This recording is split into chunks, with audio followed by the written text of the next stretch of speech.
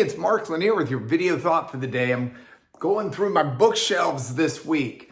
A special request that I do a video thought for some books that are on my shelf, people who are curious. And today I'm in this next cabinet, this third cabinet, and it's really hard to pick a book out to talk to you about. This is one where I've got some Korean books, and so I have like a Bible in Korean, and I have one of my books in Korean.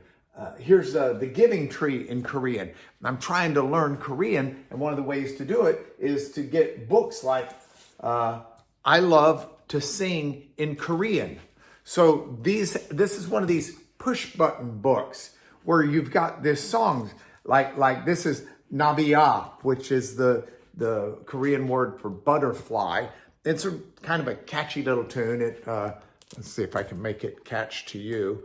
Nabiya. Anyway, I'm not here to talk to you about Korean, but I am here to talk to you about music, because yesterday I spoke about a book that was an old book of hymns.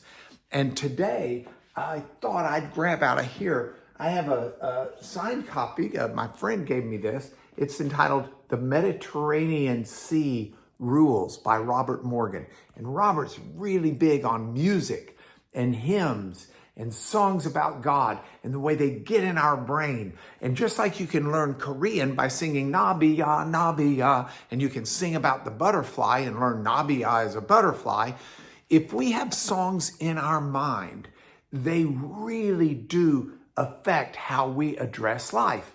And Robert Morgan is just great about that. But this book is not so much about songs as it is just general principles of life. I mean, this is a small little book. It's easy to read, and yet it really packs a punch. So these are 10 basic rules of life that we can learn from what's called the Mediterranean Sea Rules.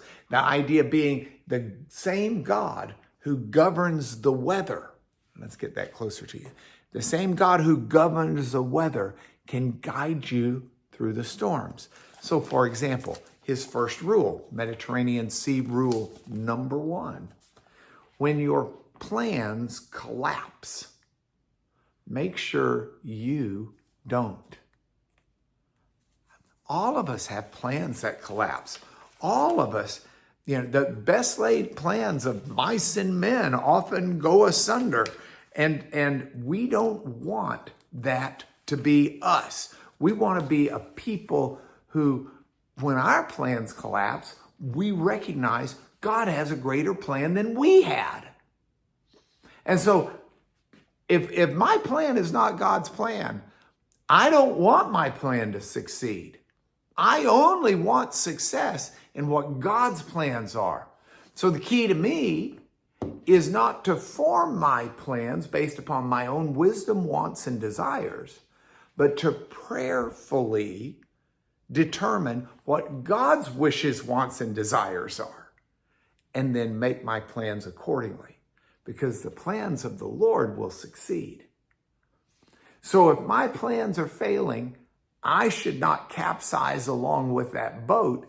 I need instead to realign my plans to the plans of God.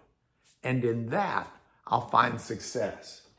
So sing a good song, read a good book, but mostly align your life with the will of God, and you'll live the best life you possibly could. Knowing that, believing that, is why I've made this your video thought for the day.